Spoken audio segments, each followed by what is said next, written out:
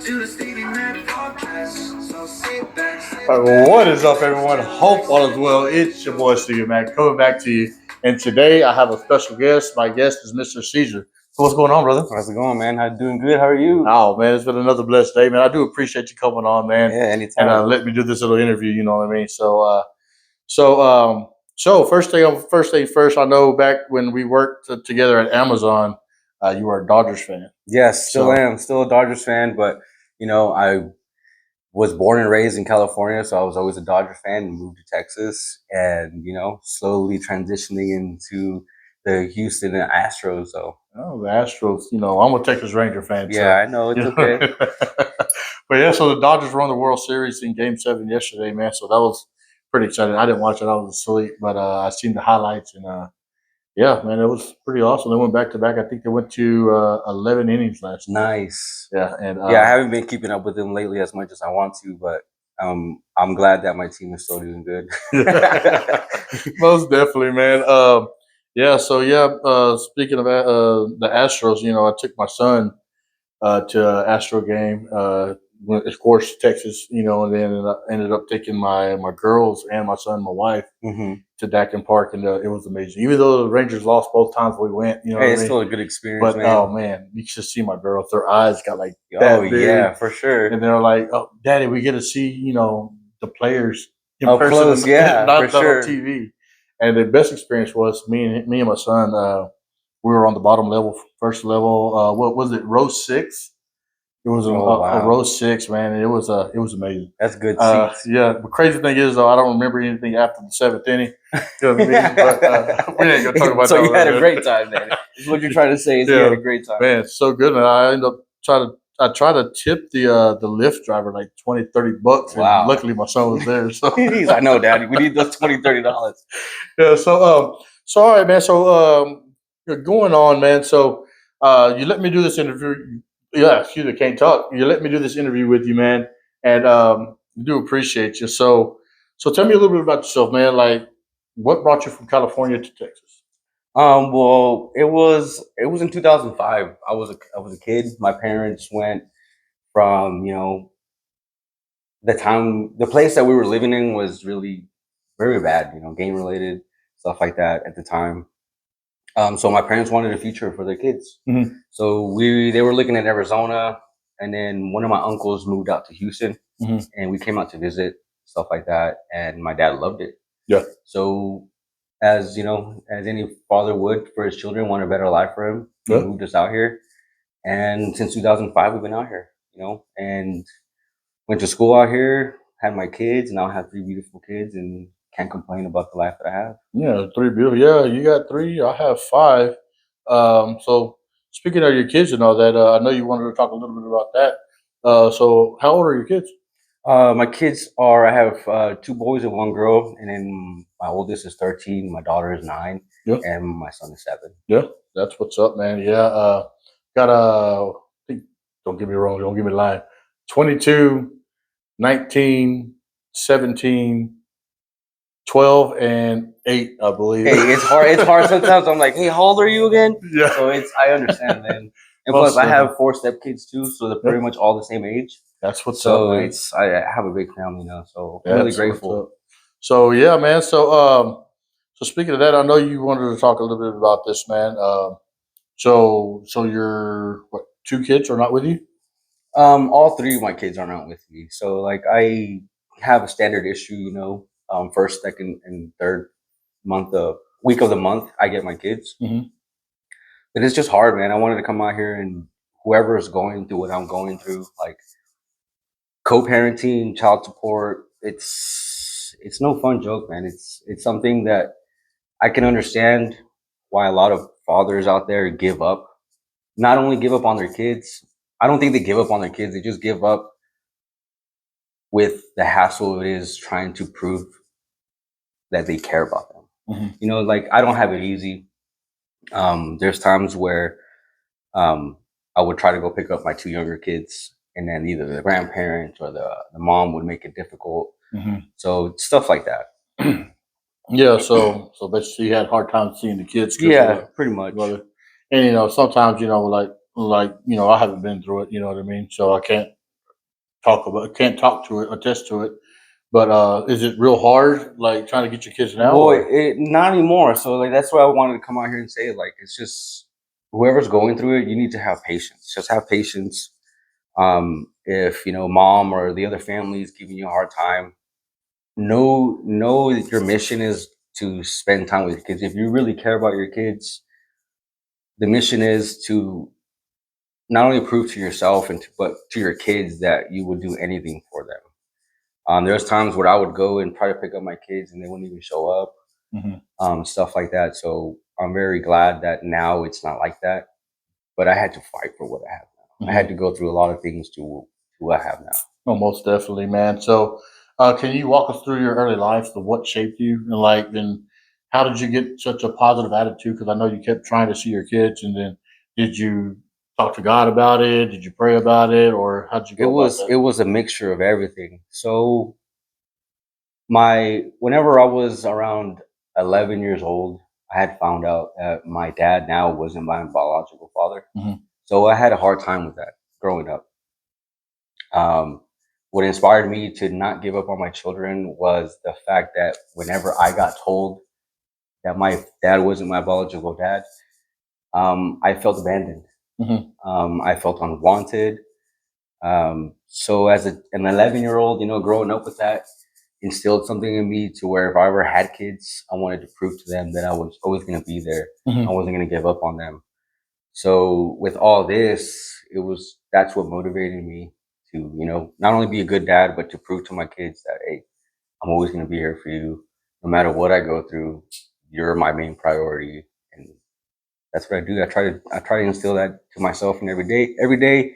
And I try to let my kids know that I love them every time I see them. That's what's up, man. Yeah, so that's what's up, man.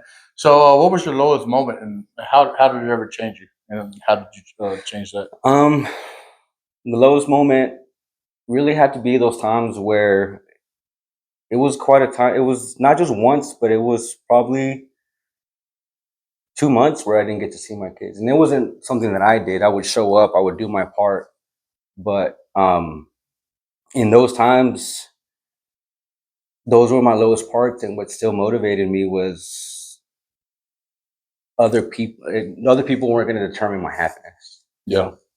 No matter what's going on, I can't control what other people do, and if they didn't show up, that wasn't my fault. Yeah, you can only do as much as you can. You know what I mean? It's Exactly. out of your control. And the fact that I knew that I was doing that, I was showing up, and I would text them, "Hey, I'm here." The simple fact that I did that, it was like, okay, cool. I'm not just not showing up and not doing things for my kids. Okay. So, so if you could go back to a version of yourself, your past self, what would you say? What would you say to yourself now? Um, that it's worth it. It's going to be worth it because at some point I really had doubts that this was all going to work out the way I Hmm. wanted it to. I Yeah. really, at the time, I had no money to afford a lawyer. Hmm. When I went through all this, I went through it through myself, paid everything through myself, didn't have an attorney, went to court, fought it all by myself, and it was hard. It was really hard. So going with that, so what would you tell yourself back in the past about if you knew then what you know now? How would you do it any different? Yes, I would prepare more. I would honestly, because you can only say so much. You don't know. I don't know the law, and I don't know how to talk with the law. So that really pushed me back a lot. Not having enough money to, I should have waited a little bit longer. I should have. I was impatient of not getting my kids. So Hmm. the way I went through it was the right way, but the most impatient way. Yeah. So I should have saved a little bit of money, hired an attorney, and let him do everything so I can get a little bit more than I wanted. Okay. All right. So we're going to change it up a little bit, not much. We're going to talk about faith and identity. You know what I mean? Know you're a man of God. So, what led you to surrender to God?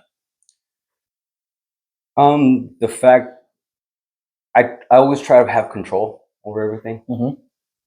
and I found out that when I relinquished my control, things fell into place. Hmm.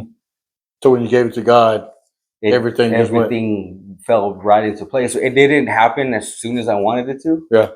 But whenever I needed it to happen, it was there. And it was crazy, and it's amazing feeling knowing that all the stress that I had, I can just let it go and just be like, okay, let it to God, let it go, and it's gonna work out. And it Most did, definitely. and it Amen does, to that it one. does, and it sucks. It sucks, and it's a blessing because it shows you not one thing. If you are patient enough, I'm not gonna lie, I was angry because I was doing what I was supposed to. I was letting it to God. Not necessarily being mad at him, but I was just like, okay, I'm doing what you're asking me. I'm giving it to you. Help me out. And when I least expected it, It came. it came. So basically, yeah, it's not on our time, it's on It's his not on time. our time, and Yeah. that's what taught me patience. That those moments of uncertainty and just knowing that I gave everything up Yeah. is knowing to have patience because Man. it's gonna come to you. Give me a little cheered up right there, brother. Bringing it back, man. So, what's the specific verse? Do you know a specific verse or a message that carried you through some of your troubles? Um, no, the serenity prayer was the only thing that really, kept me going along. Mm-hmm. And other than that is nothing much. And then just my beliefs and knowing that he's not going to put me into something that I can't handle. Mm-hmm. I live through that every single day, Yeah, yeah, especially through the hard times is most because I'm like, I question myself, like, why am I going through this? And I'm like, God, you're putting me through this for a reason, whether it's teaching me a lesson or protecting me from something. yeah, There's a reason why something's happening, and I keep my faith in that every single day. yeah. Like our family motto, man, is, and it's also on my clothing brand, is Philippians 4:13. I can do all things through Christ who strengthens me. You know what I mean? Because whenever you're in doubt or whenever you're in troubles, the man up above, he's always going to have your back. You know what I Mm-hmm. mean? If you can't count on nobody, you can count on him. Yes, for You know sure. what I mean? And like I struggled myself in my faith, and if it wasn't for my wife, you know what I mean, like letting me know, hey, the Bible says this. So my wife has already read, I believe, 6 Bibles already, 6 different versions, and she's a woman of God. Oh, excuse me. And her showing me the things that the Lord can do. You know what I mean? It's like it's amazing. And so I've been trying to read the Bible. I actually bought another Bible, I believe last year. I probably got through probably 3, 4 chapters right now, but it's hard for me to focus on it. You know what I mean? But I say my prayers or whatever and all that. But it doesn't justify that I'm not reading it. You Mm-hmm. know what I mean? But I'm trying more and more to get back into it. But man, I tell you what, this man up above, he does wonders, and it's crazy. So Yeah, sometimes I feel a little selfish because I don't take the time to study the word, but I'm over here praying every single day. But I know deep down that's all he asks for is for you to think about him and pray and even take a little bit of time to thank him for the things that you have and the moments that every single day is a blessing. yeah, most definitely. So, how did your faith begin to reshape your identity to the man you are today? Um, just everything I've been going through. Like I said, the fact that um, certain people come into my life and weren't so good to me, Hmm. I know that I knew that I had to be good to them because Hmm. that's what Jesus wants. He wants us to be good to the people, even to our worst enemy. Have no lashback or no animosity towards anybody. Yeah. And I feel like all this really showed me who I really was. Hmm. Because no matter all the negative coming from left and right, up and down, I kept my composure and I kept my faith and I knew what I stood for. Yeah, that's what's up, man. All right, so we're gonna move on to family and legacy. So how did you begin rebuilding your relationships with your kids, with your baby mom, if you still have a relationship with her? Oh, hey, that was hard, man. My kids kind of suffered a little bit through it. I noticed that there was a period of time where I didn't get to see them, Hmm. and then through the whole co-parenting wasn't easy. Hmm. The whole breakup wasn't easy. So there was a couple months where I didn't get to see my kids. Hmm. And the more I got them throughout the weekend, and they spent more time with me, I got to notice that my daughter they didn't really know that I was in her life most of the beginning of her life. Mm-hmm. I would mention certain things about her family, her mom, her aunts, and all these, and she's like, "You know these people?" Mm-hmm. But yeah, I spent Christmas, New Year's, Thanksgiving with all these people, and Mm-hmm. like I was a big part of your life in the beginning of your life. Yeah. So now my daughter, which how every man wants to have, daddy's girl and all over.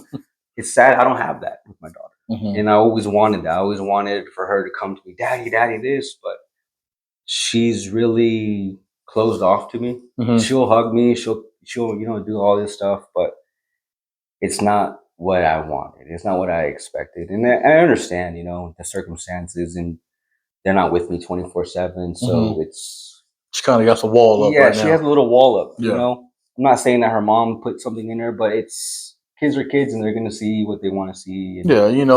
they don't fully understand what's going on. And she's 13, right? No, So she's 9 actually. she's 9. Yeah. Okay, she's 9. Like my 8-year-old, she's closed off now. She used to be with daddy all the time. Now Hmm. she's at that age. I think it's an age thing, you know what I mean? Because like now, my 8-year-old, she goes to her room, she closes her door, she does her homework, and she watches TV or she's on her phone. Yeah. She doesn't come downstairs unless she wants to eat. And we're like, Yeah. "What's going on with you? Are you mad at me? Did I do Like, what, something? did Yeah. I do something wrong?" Yeah. She's like, "No, I just want to go to my room." So I think it's that age group right Yeah, there. You and know then what I mean? also too, like I said, they're not used to me. So I'm a very affectionate person. Mm-hmm. My oldest son is 13. I'll Mm-hmm. still come up to him when randomly, give him a kiss on the forehead, hug him. So he's used to that. I've had him since me and his mom, because I have 3 kids with 2 separate baby Mm-hmm. moms. So my oldest son is one separately. With him, I had him normally. Yeah. Me and his mom co-parented. So whenever she had something to do, I would drop him off. She would drop him off to me. So with him, we have a very close relationship. Yeah. So he's used to all the love and affection. When Mm-hmm. I do that with my daughter, she's like, "Oh, like this is all right, Dad. What are you You're doing? too much." Like she doesn't Yeah. get that at her wherever she's at her mom's. Yeah. But I want her to know that I love her and I miss her, and this is who I am. I'm an affectionate person. I like to give hugs, especially to my kids. Yeah. Hug them, kiss them, making them laugh. That's what's So up. that's hard. I see that she struggles with me getting close to her. Mm-hmm. But my youngest son, man, he's all like he doesn't phase him. He's all hugs and that and laughing Yeah. around, playing around. But my daughter is a little bit more closed off, which Okay. which hurts a little bit. Okay. So, all right. So we're going to go to this question. If your children were listening right now at this very moment, what would you want them to hear? Um, It's kind of deep. So. yeah, I know. It's not your fault. Mm-hmm. Nothing is your fault.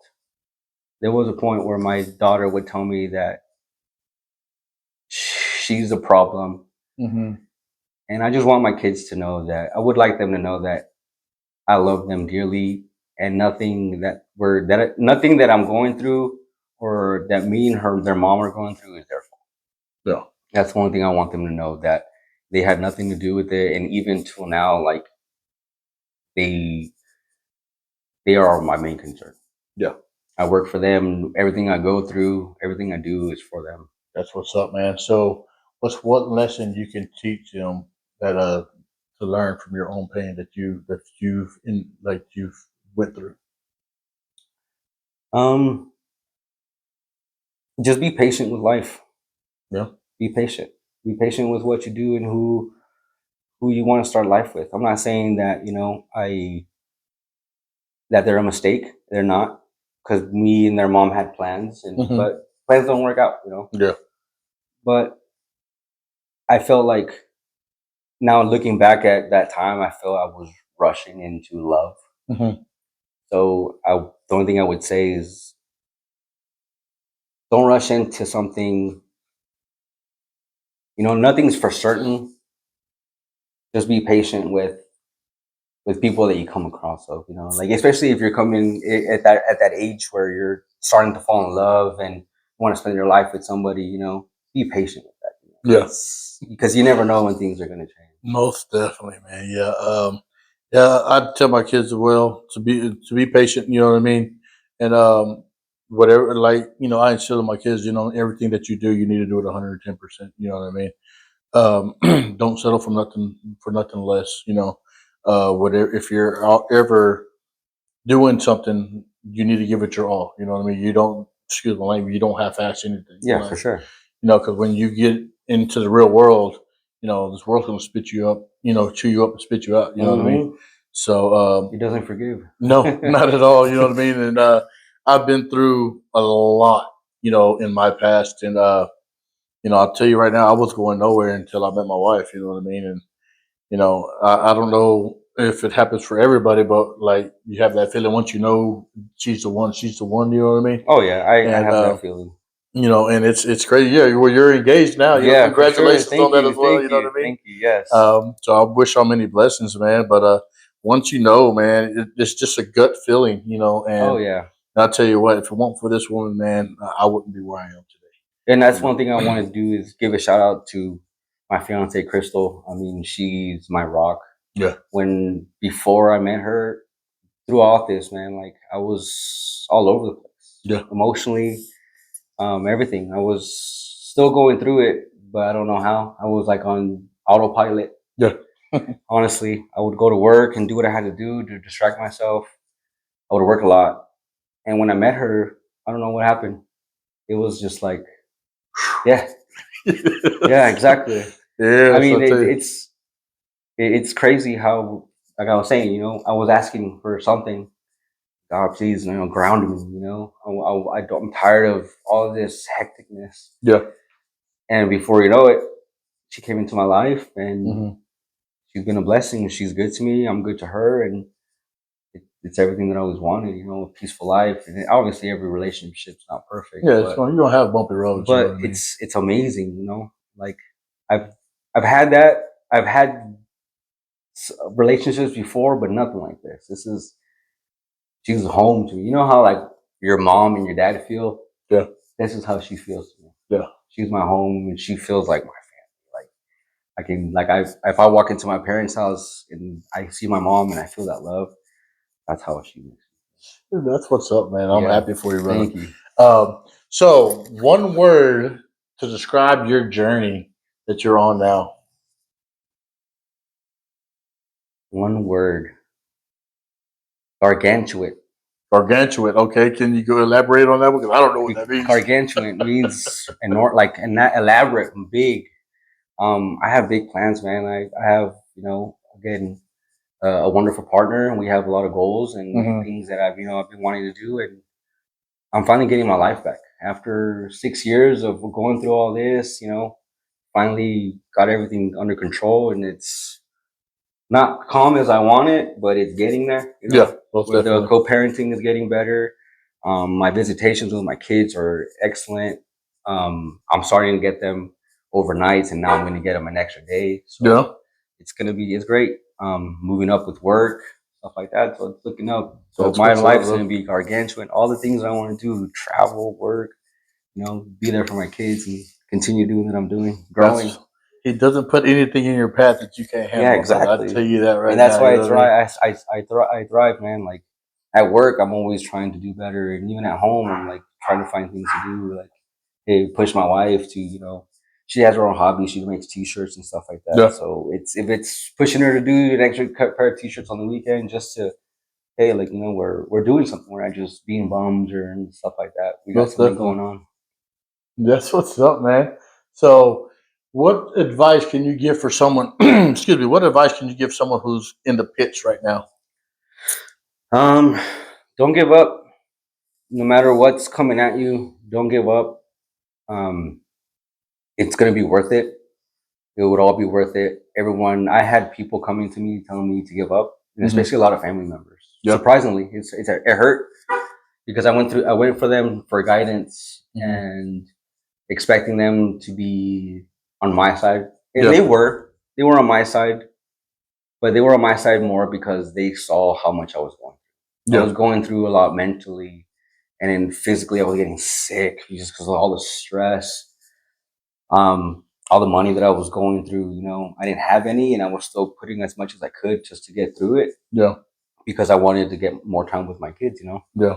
So what I would say to someone is, no matter what you're going through, if you really want to be in your kids' lives and not just half-ass or just whenever it's convenient for you. Like if you really, really love your kids and want that time with them, and people are making it hard for you, go out there, fight for your kids. I mean, it's gonna be a rough one, but I think at the end of the day, it's worth it. Like right now, I just dropped them off and I had them for the weekend. Yeah.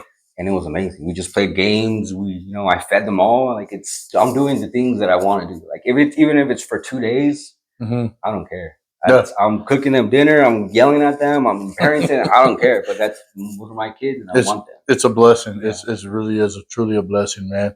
But man, we're gonna wrap it up, brother. I didn't took so much of your time. No, it's fine. I really do appreciate you coming on, man. No, thank you for having me. If anybody has any questions or have any advice, then just leave a comment, send an email to You Stevie can follow Mac. me on TikTok. My name is Eekfella314. You can follow me. Ask me any questions. I'm here whenever, man. I'm going through it. So if you have any advice, hit me up. That's what's up, man. We'll tag him on the bottom in the description on my Spotify and on TikTok as well. Any questions or advice as well, go to StevieMacPodcast@gmail.com. Send your questions or leave a comment. You know what I mean? Again, man, brother, I do appreciate you coming on. No, man. thank you for having me. I'm glad we got to catch up today, man. For sure, man. Anytime. Got to do it again. Yeah, most for definitely. sure. Yeah. Cool beans? All right, man. All right, guys. Y'all take care, man. Take it easy. God bless.